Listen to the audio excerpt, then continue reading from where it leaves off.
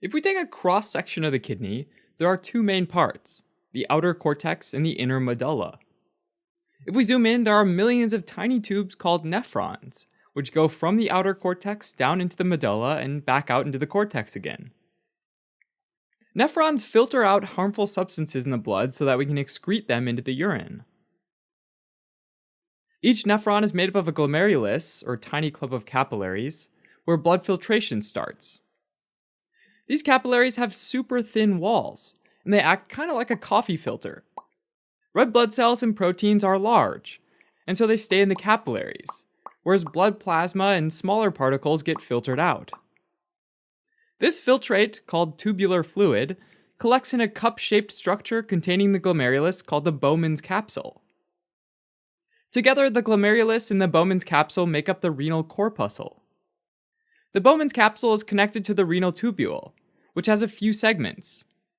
The proximal convoluted tubule, the U-shaped loop of Henle, which has a descending and ascending limb, and the distal convoluted tubule, which empties into the collecting duct, which collects the urine.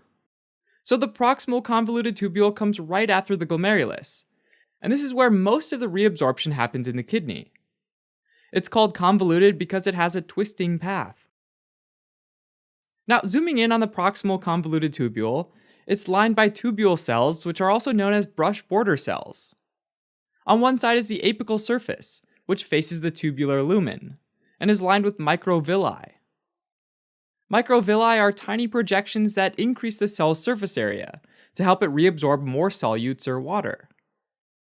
On the other side is the basolateral surface, which faces the interstitium, which is the space between the tubule and the paratubular capillaries. The paratubular capillaries run alongside the nephron and return solutes and water that were reabsorbed into the interstitium back into the circulation. Various solutes like sodium, potassium, calcium, chloride, and magnesium get reabsorbed in the proximal convoluted tubule.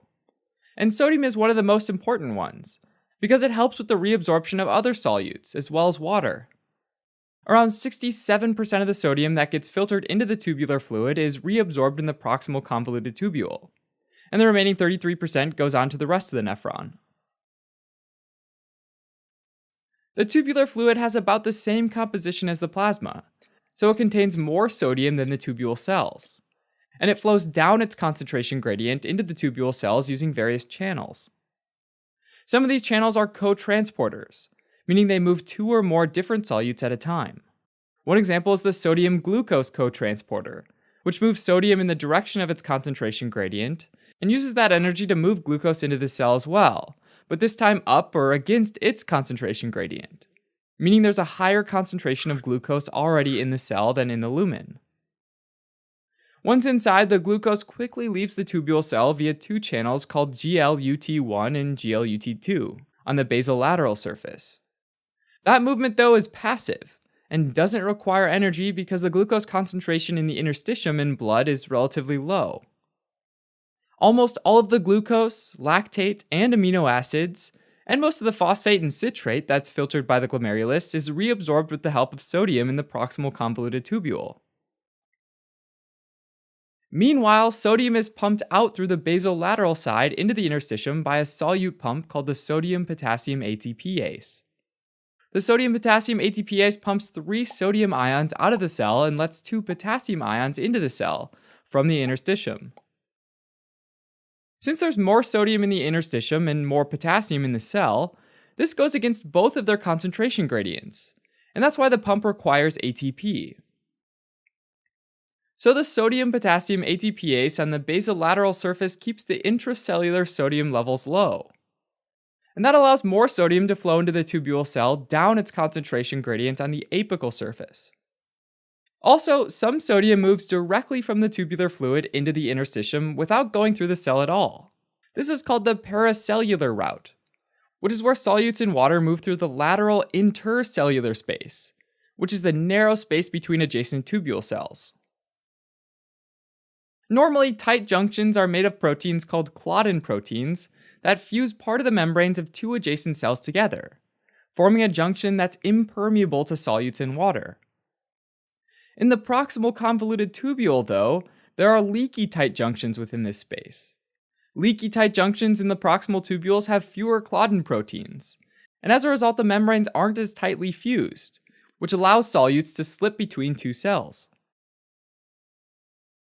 When sodium ions slip through cells, they get into the interstitium, and from there they diffuse into the capillary down their concentration gradient. Another important cotransporter on the apical surface is the sodium-hydrogen exchanger, which allows one sodium ion into the cell in exchange for one hydrogen ion out of the cell. And this process ends up helping with bicarbonate reabsorption. When a molecule of bicarbonate approaches the apical surface of the brush border cell, it binds to hydrogen to form carbonic acid. At that point, an enzyme called carbonic anhydrase type 4, which lurks in the tubule among the microvilli, kind of like a shark, swims along and splits the carbonic acid into water and carbon dioxide. The newly formed water and carbon dioxide happily diffuse across the membrane into the cells, where carbonic anhydrase type 2 facilitates the reverse reaction, combining them to form carbonic acid, which dissolves again into bicarbonate and hydrogen. A sodium bicarbonate cotransporter on the basolateral surface snatches up the bicarbonate and a nearby sodium, and shuttles both of them into the blood. Meanwhile, the sodium-hydrogen exchanger on the apical surface pulls sodium into the cell, while pushing hydrogen back into the tubule. So at the end of the day, there's a movement of bicarbonate from the tubule to the blood. Overall, around 85% of the filtered bicarbonate is reabsorbed in the proximal convoluted tubule. Some solutes, though, like urea, as well as water, can simply diffuse across the cell down its concentration gradient into the interstitium and then into the capillaries. Around 50% of the filtered urea is reabsorbed this way. Besides reabsorption of important material from the tubular fluid, the proximal convoluted tubule also secretes many substances into the tubular fluid. One of the major ones is ammonium, which is a harmful byproduct produced when the amino acid glutamine is broken down inside tubule cells to create new bicarbonate. The ammonium is secreted into the tubular fluid, while the bicarbonate is reabsorbed back into the blood. Other harmful material like organic acids, as well as some medications like penicillin, diffuse out of the peritubular capillary, get transported into the tubule cells by transport proteins, and get secreted into the tubular fluid to be excreted. Alright, as a quick recap. Each nephron is made up of the glomerulus, a proximal convoluted tubule, a loop of Henle, a distal convoluted tubule, and collecting ducts. In the proximal convoluted tubule, the main function is to reabsorb water and solutes like sodium. Sodium is continuously pumped into the interstitium to make a gradient which allows many other solutes and even water to be reabsorbed by tubule cells.